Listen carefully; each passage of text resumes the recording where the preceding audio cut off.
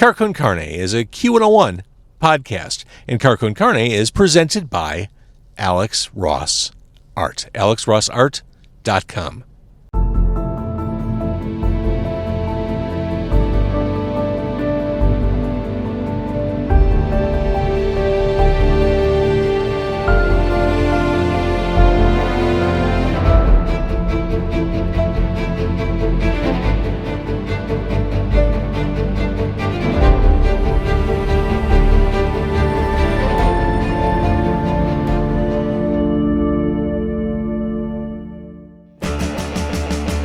It's Con Carne.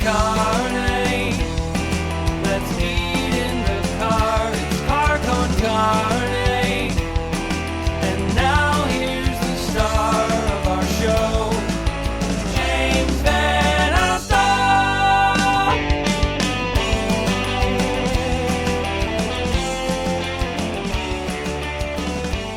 So here's a statistic that'll stay with you. 1.4 million people just in Illinois, just in our state, suffer from lung disease. Maybe you know someone who's suffering from lung disease. Maybe it's you, whether it's asthma, lung cancer, pulmonary fibrosis. These are horrible things, and I'm teaming up with the American Lung Association to help save lives. I can't believe it's already almost March, which means we're days away from the Fight for Air climb at the Oakbrook Terrace Tower, the biggest building, or the tallest building in the suburbs. We're going to take it on. I've committed to climbing it. I'd love for you to join me again the 10th of March. We're going to be in Oakbrook on a Sunday morning.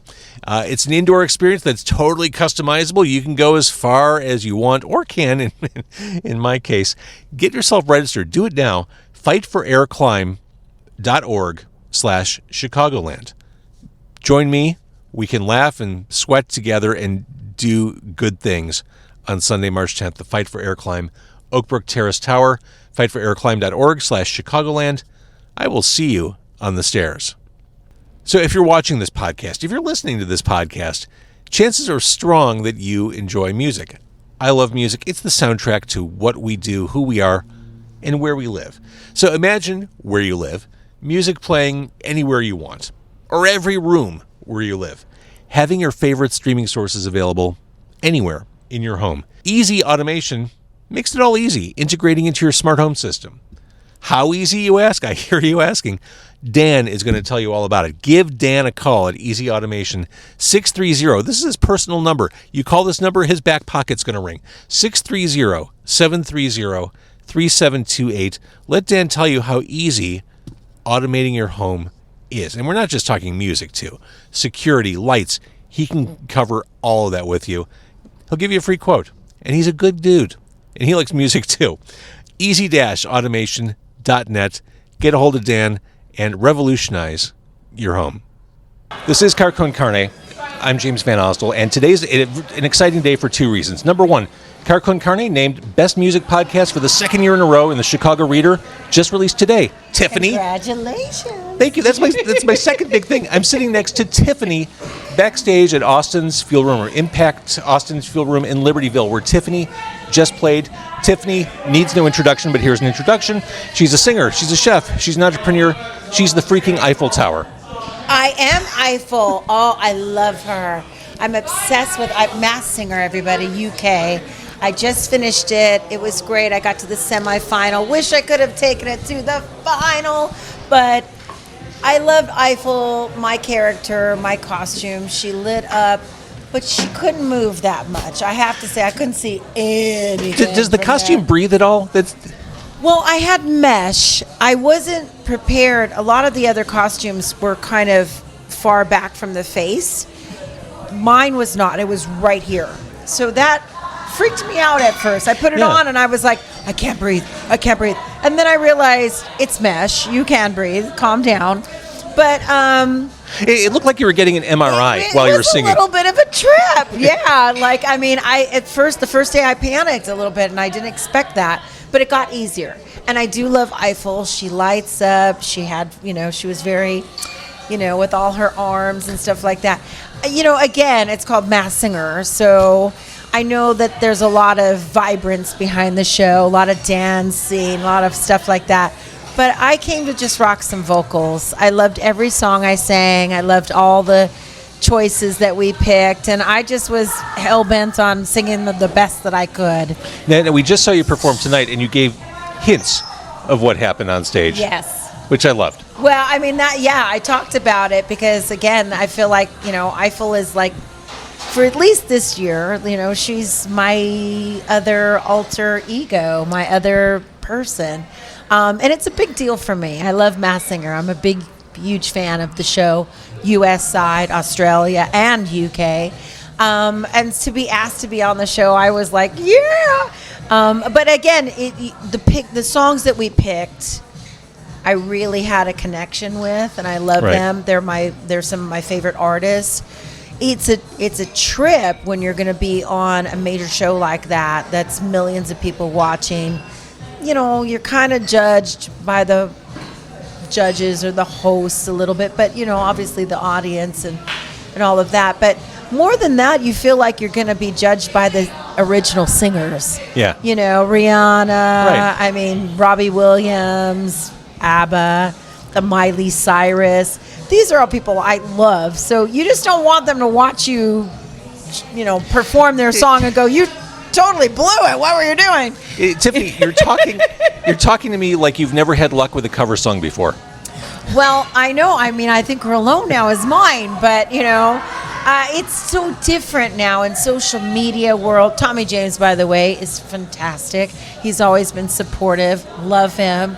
But I think it's different, when you have these, major artists, Robbie Williams, ABBA, you have Miley Cyrus, and you're out there performing their songs and everybody's watching you. You want to just really shine, and you want to try to make those songs your own without changing them too much. So, it's a fine little dance that you're doing. And I have to say, as much preparation that goes into Masked Singer, all your vocal training and all your rehearsals, everything goes out the door because your heart goes through you're just... Really? Yes, and everyone is saying this. I'm glad that all of the artists that have been on the show, now that we can talk about it, they say the same thing, because I thought I was just tripping. Was it just that you're so far out of your comfort zone? It's live. You get one pass through it. You're not singing something that that is yours, if you will. You're in your head. You are in this costume, and you're trying to show all this energy, but you don't connect like you do as a artist, where you can look at people's eyes and feed off of people and find your little, place to be on stage. Like every night when I'm performing, it depends on the song, but usually some songs are big and you just throw it to the room. And some songs you find that one person that's looking at you and you connect with them and you just know that that's where you need to be, or you go into this secret place and you become a performer. But when you're masked, you're just like, I don't know, I'll just show some of my arms and I guess I'll dance a bit. It's totally different. It's a new energy. It's different. So I had questions prepared for you. We've covered a lot of stuff in the past. I really want to talk about the show I just saw, especially after talking about the Masked Singer and the different perspective there. I watched you perform today. Talk about a performer who's absolutely comfortable in any environment. You made this room your living room. You made You walk in, you break the fourth wall immediately. You enter the room, not from the stage, but from the crowd. I'm looking up, I'm like, holy crap, there she is. And I'm right here in your space. And I mean, gonna make you sing right off the bat. We're gonna do some things together. Yeah, I mean, I don't know. I've been doing this since I was a kid, and that's kind of, you just rolled with it. You never knew. Before it was famous, you didn't know what your night was going to be as a gig, as any performer out there will tell you. You kind of work off the audience. Tonight was funny because literally this venue, the outlet is across the room here. The bathroom with the mirror is all the way at the very end. So I was plugging in my curling iron, letting it become hot, and then racing to the mirror so I can see the curls, which weren't very great today. But I kind of chuckled because I went, didn't I do this when I was like 9 years old? This reminds me of an Alaska gig when I was like literally rolling up from a car. My mom did one of these on my face and put a little lipstick, and we were curling like butane curling irons back then, and like before I even got on stage, and I really got a chuckle out of it. I was like, this is old school. I'm like, you've been doing this a long time, sister. So I'm watching you do I Think We're Alone Now. By the way, it would really mess with people if you chose not to play that one night. Can you imagine? Yes. I'm watching you do that song, and you're in the crowd, and everyone's singing with you. People are hugging you as you're singing, and they're taking selfies with you as you're singing. And the first thing I thought of, probably not something you thought of, I'm like, this looks like a punk rock show to me. This looks like the floor of a punk show. Thank you. With the singer, like you can't discern where the singer is in the crowd, and it's just. I love being out there with everybody, and I love that compliment. Thank you very much. I mean, definitely, I've done more of an adjustment to what people think of Tiffany. I went more rock or punk rock or edgy with a lot of my material, as you saw from the first couple of songs on the show. I go right into the new stuff. Yeah, Hey Baby is like and then perfect. This is all about, the rest of the evening is all about retro stuff, which is what the fans have decided for me to sing. They voted, really, all their favorites. Standing Nobody Wins and Feelings of Forever, which I love. All these like reminiscent songs from the 80s. I love it. But yeah, we still have rocked them out. We haven't let them just lay in their original state. We've brought them into the future. Yeah. And I can't take credit for that. I have my input, but my producer, Mark Alberici, of course, my fiance as well, we have our studio at home at Red Rancho, and we're constantly just thinking of how to make these songs a little bit more production forward, with also that reminiscent 80s sound. Not an easy balance to strike. Yeah, I mean, it's a fine little thing. It's a fine little, even the new music, Hey Baby. How do you take a new song and yet still make it sound like it's kind of retro? Right. So that was all strategic. It takes a minute, but we get there. and you kind of said it. I think anyone who had success at such an early age, you're always competing against people's perception of who you are, what you should be. Yes. And I think it was important for you to take the direction musically that you've taken over the past several years. Creatively. It was important for me. Yeah. I mean, this is the only reason why I want to stay in music, is doing music that I love. I mean, I think the music industry at this point is like such a kind of a shit show, to be honest with you. You can really take liberties. I mean, and that's the good side of it.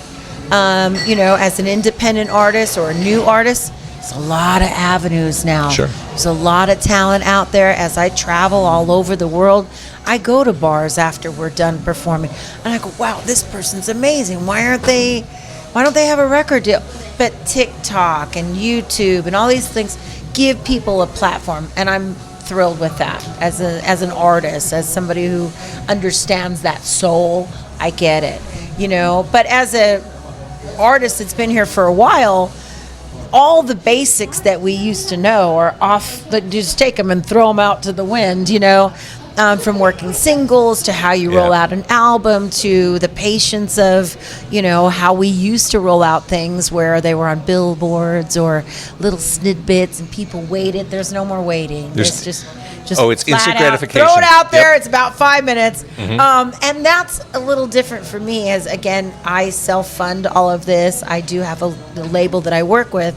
But again, a lot of these smaller labels, you pay for everything. Right. You do everything, and then you turn it in. And then they kind of meet you, at that end and try to make it bigger with all their contacts and do the social media and all that stuff. But you really are invested. And, for me, it really became very clear that I need to do music that I love. Absolutely. That excites me, and that really is me. And at this point, wherever it goes, but I'm not going to fool the fans. I'm not going to do something that I just phone in, and I'll find my new tribe, new fans that are coming on board all the time now. But also, the cool thing was about keeping the existing fans happy. And they loved Shadows, I really did take a risk, because I was like, and cue in the rock band, and we're going a little bit heavier, guys. And a lot of people at first were a little freaked out, but once they saw it on stage, they went, oh, how come we haven't done this for forever? And I was like, well, I don't know, but we're doing it today. And thank you very much for that validation, and I really appreciate it. And let's rock. Well, talking about your tribe, one thing that was crystal clear, talking about breaking the fourth wall and doing what you do, it was like watching a family get together. I mean, it really was that sense of community. I mean, we see it at shows, but it really felt real. Like, I'm a jaded Gen Xer. I mean, you're probably a Gen Xer as well, but I'm not used to like that kind of unbridled joy in a room. It makes me uncomfortable. Yeah, sorry. Yeah, I mean,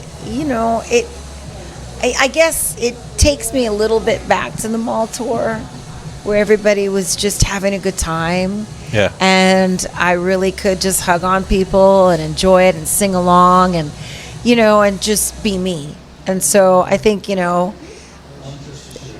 you're always performing, if you will, and you're always kind of worried about critics or people that can, say good or bad about your performance, and that matters, of course, and I respect that. But at the end of the day, I'm there for the audience, and I'm there to have a good time with them. And if that means I take my shoes off and hang on the side of the stage, if I just go and sit at somebody's table and we have a moment right then, that's what's going to happen. I could be up in the balcony.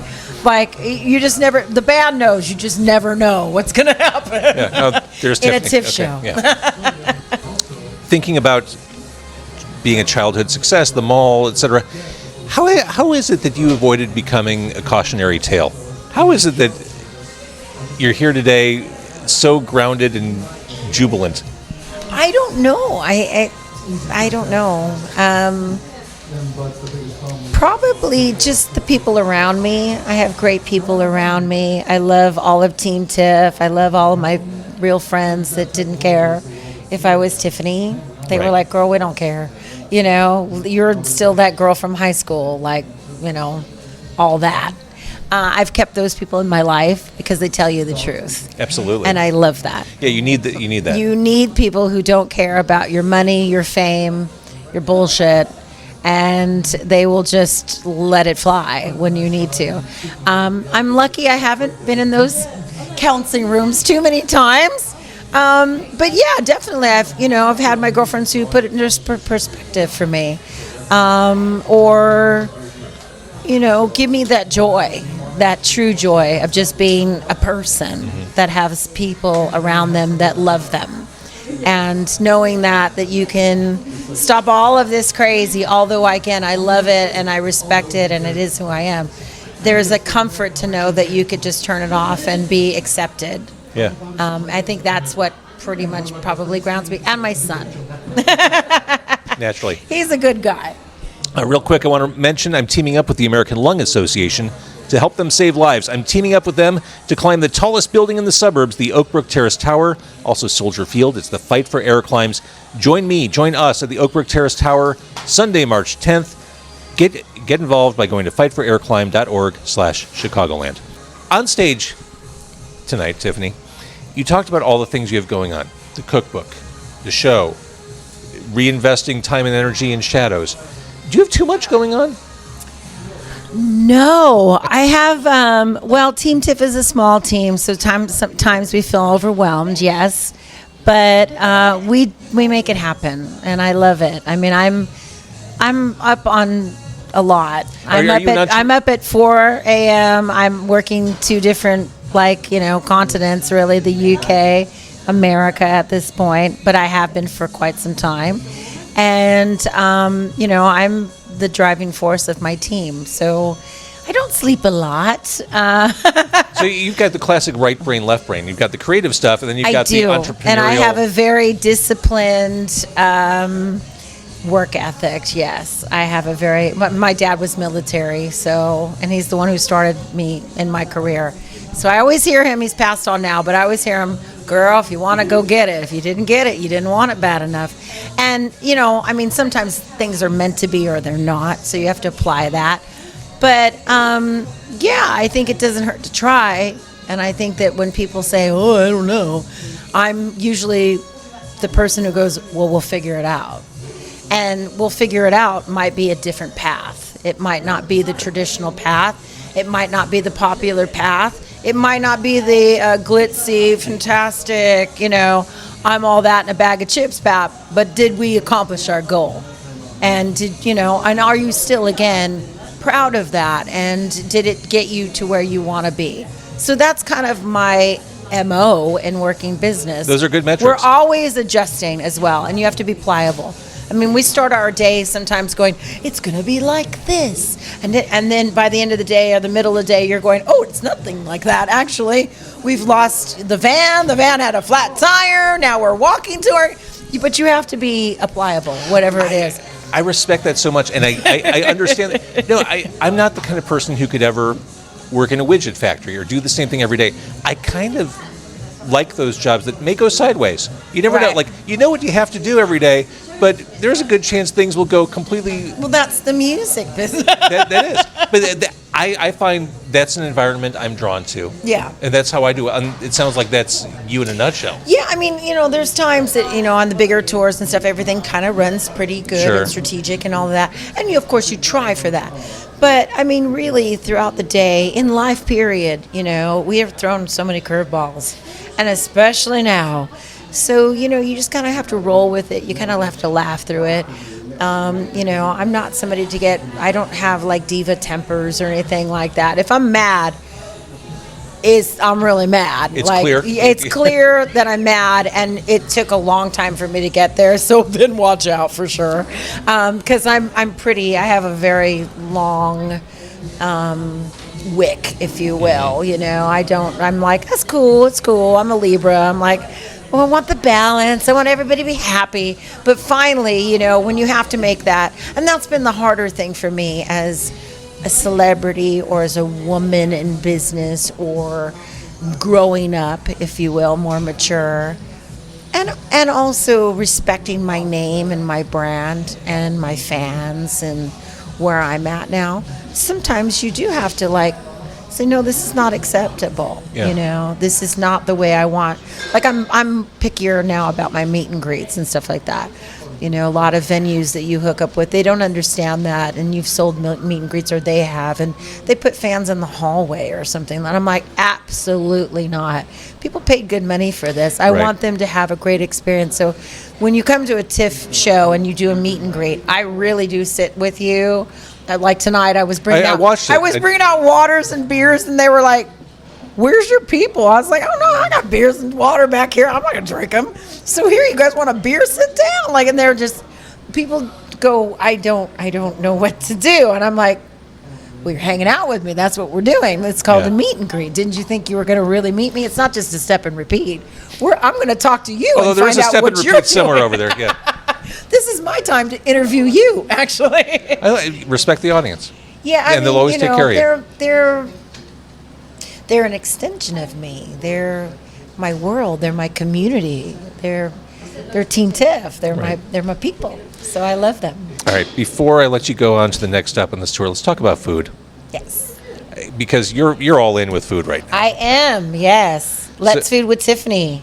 Let's Food with Tiffany. You mentioned on stage what kind of food you like. You mentioned going after those grandma's recipes and not like we're not talking ornate fine dining things. We're talking like good stick to your ribs soul food from the heart. Food. Yeah. Yes. That's when I travel. I want to go to the mom and pop places. I love to hear grandma's recipe, mom's recipe. That's the good stuff. But, I mean, it started with me traveling, really. As I would travel all over the world, I'd go to these different places. And I always wanted to go where the locals went. Absolutely. Because that's where you get the good stuff. And then I would come back to Norwalk, California, where I live, at 15, 16, and try to show my family these dishes, try to recreate them. And that was funny at the time, going to Thailand, all these different places, and being in Norwalk, trying to find lemongrass at the time in the early 80s. They were like, what? Or turmeric or anything like that. So I would make up whatever. I would just get a bunch of stuff until I got that taste together. And I was being like, hey, this is the taste. This is the taste. You so trained I destroyed my grandma's kitchen in the early days. As long as I cleaned it up, and she was fine with it. But no, my family really like supported me. Took me to the grocery store, let me buy stuff, because I wanted to show them what Thailand tasted like or India tasted like. You could just show pictures, and that's one thing. But there's something about the food. It's the heart of people in any family, in any culture. It's something about the food. It's bragging rights. People love talking about it. Yeah, and I really showed the country or, the way of life. So that's kind of how I started to cook, really. And that led into more cooking for the band, which led into, maybe, I'll show my fans a little bit of stuff. And then started giving my fans recipes, and they started doing them. And I was like, what's happening here? So that kind of led to Instagram, Facebook, Let's Food with Tiffany. That really happened right after COVID, because when everything shut down, I did have a tour. I did have the new album, had everything planned. It was going to be my shining moment, and then nothing. So, as a doer and as somebody who was also falling apart emotionally, like we all were, I feel, for me, that at that time, I really missed my family, and most of them had passed away. And there was nothing I wanted to do but to hear my dad's voice or be on my grandma's couch or just for comfort. There's nothing they could have done for me. Nobody's ever went through this, ever. Right. But, that comfort thing. So I started cooking food. I started cooking my grandma's recipes and my mom's recipes just to soothe me. And then I thought, well, why not share them with my fans? This is really the only thing I can do right now. And that led to Let's Food with Tiffany. Amazing. And then the cookbook. The cookbook is with Tom Vrim. So Tom it's Breakfast with Tiffany is the current cookbook. And that's my partner out of Nashville. He is an engineer as well at Blackbird Studios for Martina and John McBride. So little music there. And really we did a cookbook about traditional foods. I do more international foods, my take on breakfast. And we have some travel stories there because we did go to Alaska and things like that. The current cookbook I'm working on is with Chef Alicia out of Las Vegas. She's a celebrity chef there. And it's called Pop Life. So it's a little take on, think your after-school special foods. I call them their after-school special foods because I had mine. Chicken pot pie was my jam. Yeah, you're showing your Gen X right now. Yeah, I am, see? And also your comfort foods. And we zhuzh them up to be available. We call it Insta-Party.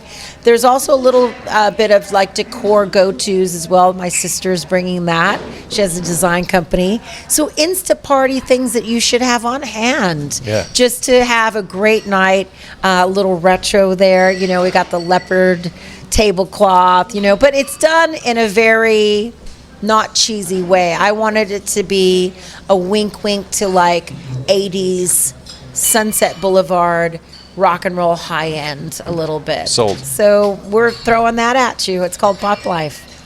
Pop Life. I love that. And I love a lovely fine dining meal as much as anyone. But at the end of the day, if you put me in a diner and put like a Monte Cristo in front of my face, I'm happy. I love those comfort foods. Comfort foods and eating clothes. Yes, 100%. I do live in Nashville now, so yes. People go, ooh, girl. That's the biggest thing I learned too. I used to, when I first moved there, I was like, I have everything together. Like, oh no, you don't need to bring anything. And people were like, girl, this is Southern. You don't tell a Southern woman not to bring something. That is like not okay. That's hilarious. So now I know, oh yeah, bring your dish, whatever yes ma'am, bring your dish. But also I just learned about eating clothes. So they're like, girl, if you come to my house, you better be on your eating clothes. And I was like, what is that? They were like, you're stretchy. So I was like, don't think I really want to see what that looks like, but I admire it. Here in the Midwest, I don't know that we call them eating clothes, but we know the drill. We know what they are. Like we know when we're going out for LA Italian doesn't. See, I come from LA where people go, food. We smell food, but we don't actually eat food. Do you eat food? So whole different vibe. All right. So Tiffany, the show tonight was so much fun. Thank you. I went to the Church of Tiffany. I'm Praise Tiffany. It was awesome, awesomely fun. And then the tour, I mean, tonight was it. Tonight was the first night of the tour. So, I mean, Tonight is the first night. We do clusters. It's not a real tour. I do cluster shows now. So we'll do this first cluster, go to the UK, premiere the show there. Amazing. And come back and do some Florida runs, some New York runs, a little bit of Cali, getting up to the West Coast. And then it's cookbook time for me. So I'll be on a cookbook tour after that. You are busy. I love it. Tiffany, thank you. Thank you. And one quick reminder, the Fight for Air climb is happening at the Oak Brook Terrace Tower, the tallest building in the Chicago suburbs. I'm going to walk it with the American Lung Association. Take the steps with me. Sign up now. Be part of this. fightforairclimb.org/Chicagoland. And if you want to take $10 off, use the word Carne, C-A-R-N-E, backstage with the wonderful, the delightful, the mega talented Tiffany.